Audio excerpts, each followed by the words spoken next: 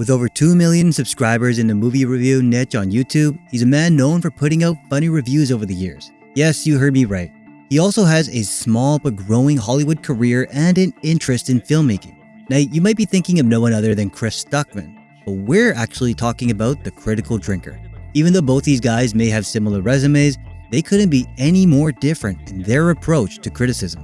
The critical drinker's rise to stardom, as with most movie reviewers, was accelerated by the downfall of the Star Wars franchise in the late 2010s. Drinker's first reviews were about The Last Jedi and the endless problems with that movie. This film basically destroys everything that made Luke the iconic hero we all knew and loved. His very essence has been wiped away, the core of his being crushed and demolished, the fire of his accomplishments and struggles and triumphs brutally extinguished.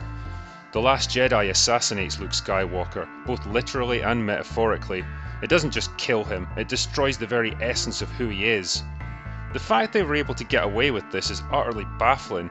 It's a testament to how far this series has fallen, how little regard it has for honouring its own legacy, and how much it's prepared to sacrifice to shove its ridiculous politics down our throats. Part of Drinker's main appeal, apart from the drunken Scott persona and his several catchphrases, was his ability to seemingly recognize and call out when modern politics was weighing down and ruining these franchises. To this effect, he had a series on the channel called Why Modern Movies Suck, where he would pick off the aspects of modern filmmaking that seemed to ruin these projects.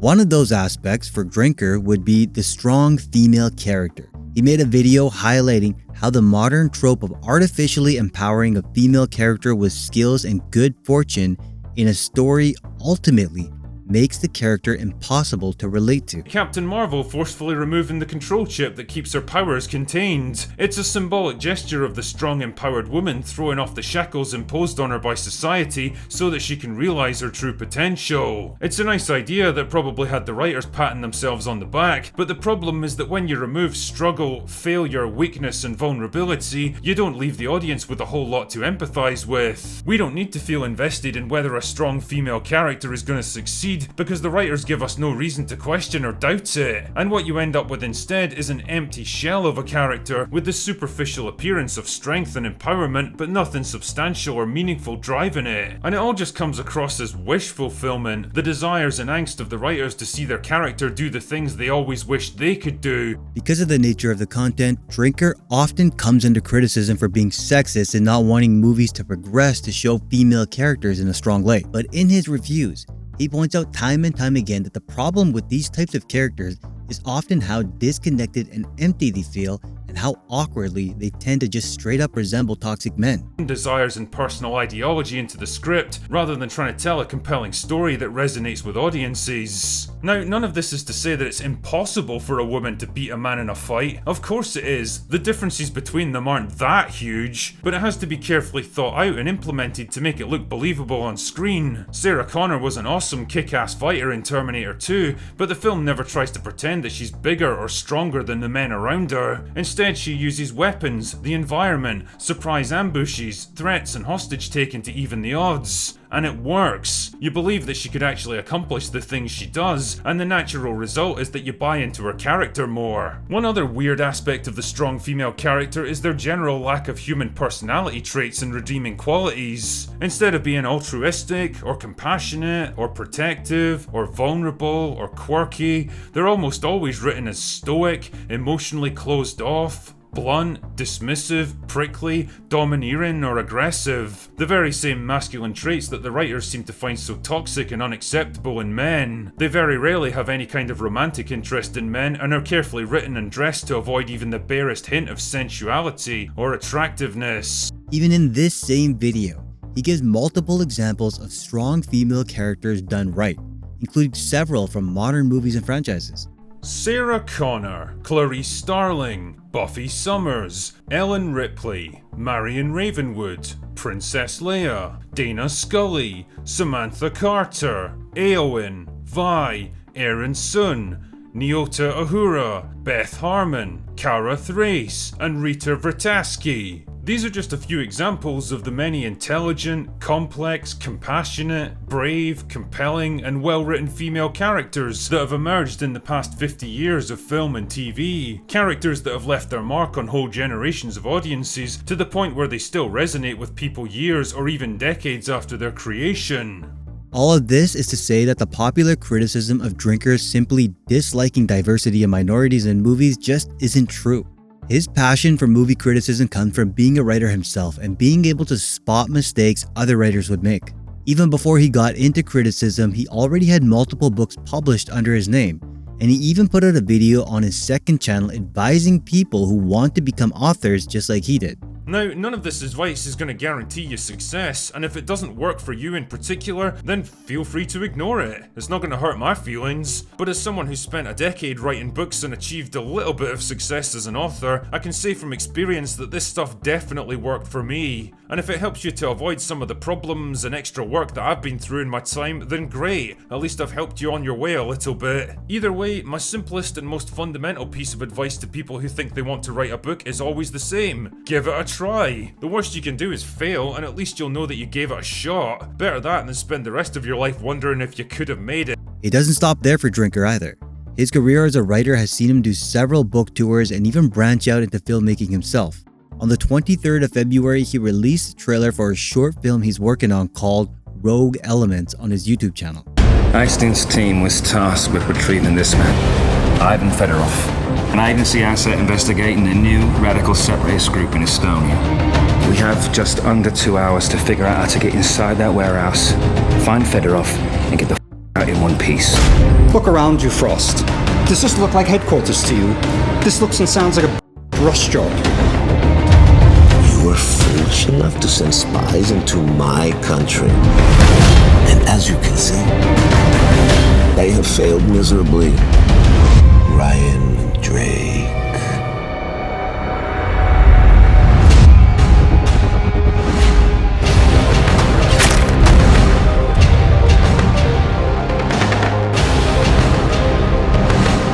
Better hopes this isn't a trap. Because if Zoza you, I will. The only people dying today are those all of them. So you might be wondering, is Drinker still criticizing movies negatively while still actively trying to put out a movie himself? I mean, we already know from a certain Chris Stuckman that it's impossible to do without bashing filmmakers. Remember this? As far as movie reviews, I'm still going to talk about movies. What I'm not going to do anymore is trash filmmakers. And I know that for some people that's going to be a disappointment. And I also know that that will probably cost me some views. But I just don't enjoy it anymore. I don't enjoy talking negatively about film. It was hard to make amateur films as a kid. Chris Stuckman was a movie reviewer just like the Critical Drinker before he made the weird decision to stop reviewing movies he thought were bad because now he wishes to work in Hollywood. It all of a sudden dawned on him how difficult it is to make movies. And I know that for some people that's going to be a disappointment. And I also know that that will probably cost me some views. But I just don't enjoy it anymore. I don't enjoy talking negatively about film. It was hard to make amateur films as a kid, and I knew that. But it's very difficult to make them professionally as an adult as well. And meeting filmmakers, talking to them at festivals, going onto their sets, really seeing how much work goes into even your average, not so great movie. I just don't feel like doing that anymore. I don't want to talk negatively about filmmakers. I don't want to trash filmmakers. It would be strange for me to be making movies and also on other filmmakers. When you think about it, Drinker and Stuckman couldn't be any more different in their approach to branching out into filmmaking. While Stuckman thought it necessary to change his entire approach to criticizing films to just be a love fest where all he does is talk about how great and challenged filmmakers are, Drinker still sees the value of negatively criticizing other people's work. Drinker points out something every fan knows at this point, which is the real reason why Chris Stuckman doesn't want to do negative reviews anymore. And as other people have probably said, I think there's a very obvious agenda when Chris is doing this approach. and it's basically, I don't want to be mean about films now because when my film comes out, I don't want people to be mean to me. Which is funny when compared to Drinker. Not only does Drinker discuss movies negatively in a variety of ways, he also has a series on his channel called Production Hell. These videos are nothing but lighthearted looks at terrible Hollywood studio mistakes that led to some of the worst movies ever made. Movies the Critical Drinker covered in this section include gems like Apocalypse Now, Superman Lives, The Justice League, Star Trek V, and of course, Batwoman. Losses and got the out of there in May 2020. Now, this put Warner Brothers in a difficult position. They had to either replace or recast their main character without even having Rose around to film a death or departure scene. So naturally, their solution was to have her just vanish in a plane crash, replacing her with a whole new character named Ryan Wilder. What's awesome though is that Kate Kane actually returns later in the series, now played by a completely different actress, and their explanation for this is that the character got plastic surgery to alter her appearance. Man, this show truly is the gift that keeps on giving. As you can see, this series of videos were just a Critical Drinker allowing himself to straight up laugh at how chaotic some of these terrible movies are behind the scenes. But even at that, he still find a way to extract value out of it. He made a Production Hell video on the acclaimed movie Predator, where he praised the movie for managing to come out so well, despite it having some of the same chaotic production that has led the way to way worse movies. Move before they shot each scene. This resulted in him missing a lot of punches and whacking Arnold right in the face more than a few times. Damn, Arnie really got put through the ringer with this movie. Production finally wrapped at the end of June 1986 after a grueling 3-month shoot. Cast and crew were battered and exhausted, but the movie was in the can, and when it released a year later, Predator would go on to make almost $100 million at the box office, and ultimately became one of the most beloved sci-fi action films ever made. And I think it's a real testament to the hard work, dedication, and resourcefulness of everyone involved that they were able to rescue a faltering movie from the brink of disaster and ultimately produce something that's just as entertaining and watchable now as it was more than 30 years ago. All of this is not to say that the Critical Drinker is not without his own valid criticism. The bulk of grievances people seem to have with the Drinker comes down to his long-running narratives of how political correctness has seeped into these movies. Although he often tends to draw a line between how bad a movie is and how much forced corporate woke politics are shoved into it, his analysis still goes further in depth than that. If we take a look at his most popular video on his channel, one he made 5 years ago at this point, the critique of Ghostbusters 2016 had nothing to do with politics. Instead, he illustrated how bad the modern adaptation is by doing a scene comparison with the original film from 1984. Vague confusion on their faces. Now, for comparison purposes, and taking into account the proton pack explanation scene and the alleyway scene, the total runtime for Ghostbusters 2016 is 1 minute and 25 seconds. It literally takes this movie 5 times as long to accomplish the same thing as the original film did. And while I acknowledge that all humour is inherently subjective, I personally found the subtle verbal and visual comedy of the first scene far more effective than the comedy pratfalls of the remake.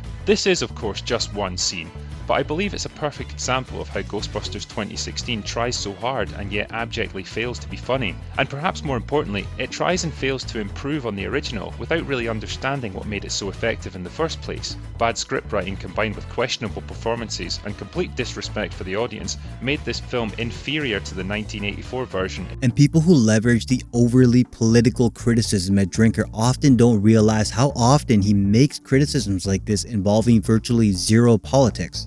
A more recent example here is when he reviewed the Netflix movie Atlas. He points out how the movie is a soulless cash grab action movie filled with half measures and no new ideas. Drinker was able to point out the faults of the modern writing tropes the movie falls into without veering into its politics. In the characters with names that could only possibly belong to action heroes category. Atlas is a genius computer programmer and artificial intelligence expert with a messy personal life and a problem with authority. I know this not because the movie cleverly reveals it about her through interactions with other characters, visual storytelling in her home, and subtle behavioural clues from the actress playing her, but because the script just straight up tells me who she is. You know, it's always great when two characters get together to exchange information that they both already know, purely for the benefit of the audience. Not a great plan. Modern screenwriting, everyone. And it's important to know that the drinker does more than just outrage over modern properties for engagement. Every once in a while, he likes to go back and take a deeper look into some classic movies to see exactly what made them the great movies we know them as today.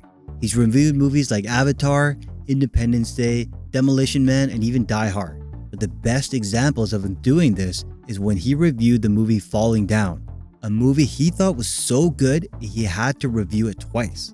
In his most recent breakdown of the movie, he actually does talk about the politics of it.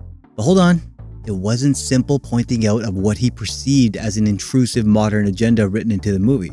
He actually compliments the film on how well it ages to fit both the world of 1993 when the original movie was made and the current world we live in now.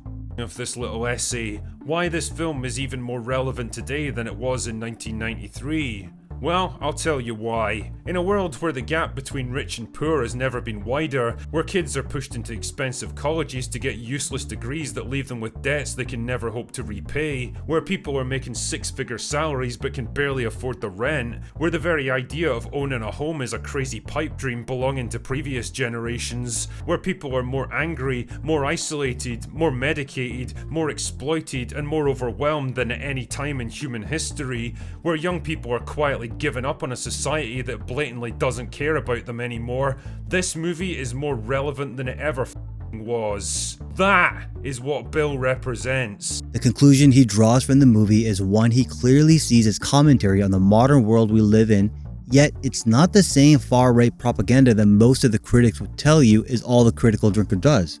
He even has a series on his channel where he recommends movies that appear to be made with modern influences but manage to pull it off well. Shows in movies like Invincible, Arcane, Spider-Man No Way Home, and the first season of The Boys all get a thumbs up from the drinker, despite all being things he should hate if he truly had a political agenda. All the fuss is about, and I'm so glad that I gave this show a try. Arcane may just be one of the most gripping, nuanced, mature, poignant, and well-constructed TV shows I've watched in years, which is pretty mind-boggling considering it's based on an online multiplayer shooter of all things. And it's pretty hard to argue with the growth that Drinker has experienced. While Chris Stuckman's viewership has seen a steady decline since his weird decisions, Drinker these days averages over 1 million views per video as his brutal honesty and commitment to integrity appeal to more and more people. Drinker nowadays even has the opportunity to semi-frequently interview Hollywood actors and directors. He's had names like Neil Marsh, Sam J. Jones, and even Russell Crowe on as guests for an exclusive interview on his channel. Special indeed, and I'm not even going to bother to do an intro for this guy because his name speaks for itself. It's Russell Crowe, man, and he's right here talking to me. Thank you very much for giving me a little bit of your time, man. I really appreciate it. Cheers, man. Good morning. How are you? Oh, it's morning for me. Where are you? None of this is said despite Chris Stuckman for making a personal choice or anything like that. He's doing pretty well actually. He even got Mike Flanagan as one of his executive producers for his film. But it does go to show that a YouTuber branching out into filmmaking can still grow in the industry and establish connections without needing to give up their integrity as an honest movie critic. Now, even though we caught a lot of flack for the Chris Stuckman video, this is exactly what makes the Critical Drinker so special. It's easy to forget he was a published author even before he got his channel properly going. But even with the commitment and passion required to keep writing his books and expanding his career as a serious artist, he still finds time to put on his drunken Scott persona and deliver his well-crafted opinions on media as honestly as he can. That's more than worthy of praise.